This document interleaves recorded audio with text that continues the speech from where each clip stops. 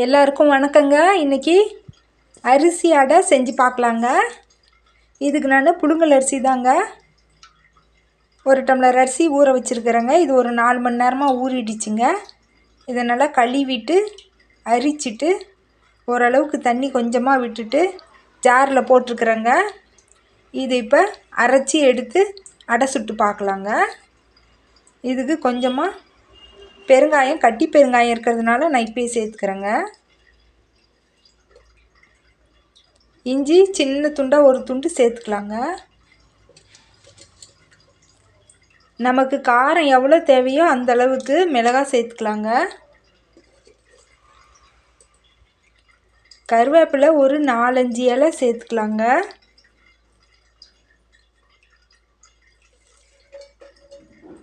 கொத்தமல்லி தழை கொஞ்சமாக சேர்த்துக்கலாங்க.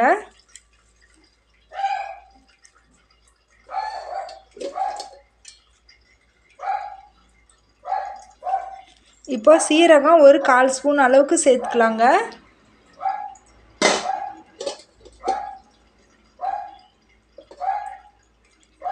இதில் இப்போ தேவையான அளவுக்கு கொஞ்சமாக உப்பு சேர்த்துட்டு இதை அரைச்சி எடுத்துக்கலாங்க. நைஸாக அடை மாவு பதத்துக்கு அரைச்சி எடுத்துக்கலாங்க, கொஞ்சம் கெட்டியாகவே. இப்போ இது இட்லி மாவு பதத்துக்கு இருக்குதுங்க. ரொம்ப நைஸாகவும் இல்லை, ரொம்ப கொரக்கொரன்னு இல்லைங்க.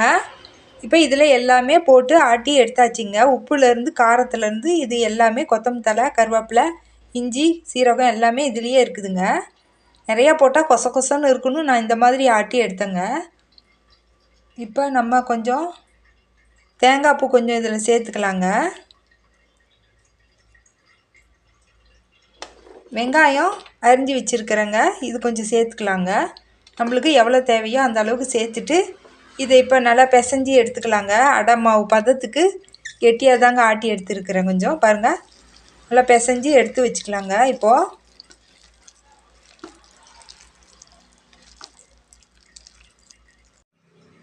இப்போது நல்லா பிசைஞ்சி எடுத்தாச்சுங்க. உப்பு காரம் எல்லாம் சரி பார்த்துக்கலாங்க.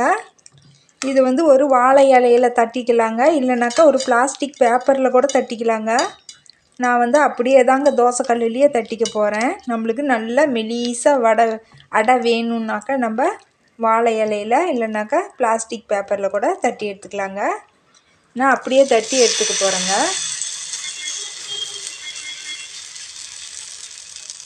ஈரக்கையில் தண்ணி தொட்டுட்டு தட்டினோம்னா ஓரளவுக்கு மெலிசாவே வருங்க.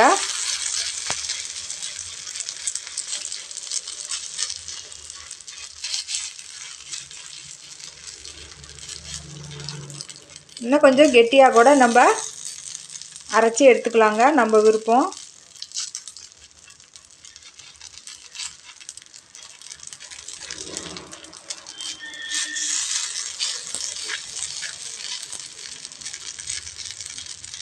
நல்லா வாழை இலையில் எண்ணெய் தடவிட்டு தட்டினோம்னா நல்லா மெலிசாக வருங்க.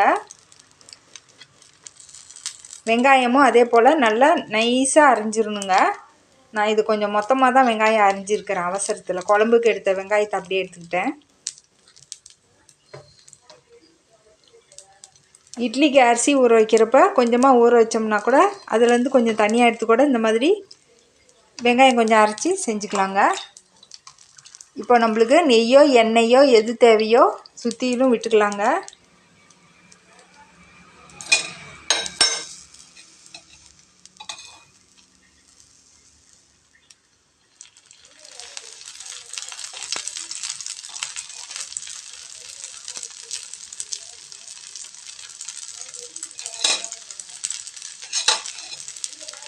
இது கொஞ்சம் வெந்ததுக்கப்புறமா ஒரு 2 நிமிஷத்தில் நம்ம திருப்பி போட்டுக்கலாங்க. அனல் ஓரளவுக்கு கம்மியாகவே வச்சுக்கலாங்க. ஏன்னா கொஞ்சம் மெதுவாக வெந்தால் தாங்க இது நல்லா வேகும், இல்லைனாக்கா தீஞ்சு போயிடுங்க அடையாக தட்டுறதுனால.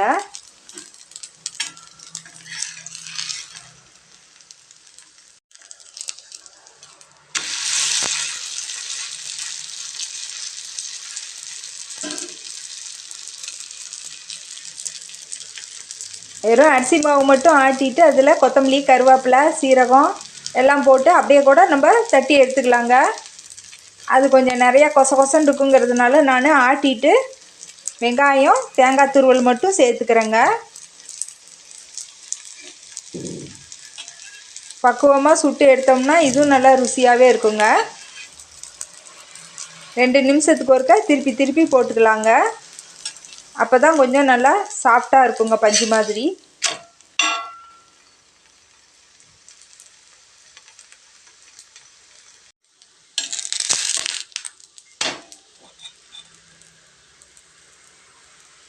வெந்துடுச்சுங்க. இப்போது எடுத்துடலாங்க. ஓரளவுக்கு அனல் கம்மியாக வச்சு மெதுவாக வேக வச்சோம்னா நல்லா வெந்துடுங்க. 2 நிமிஷத்துக்கு ஒருக்கா திருப்பி திருப்பி போட்டு வேக வச்சாச்சுங்க. அரிசி கார அடை தயாராகிடுச்சுங்க. இந்த மாதிரி செஞ்சு பாருங்கள், நல்லா ருசியாக இருக்குங்க. இன்னொரு வீடியோவில் பார்க்கலாங்க. நன்றிங்க.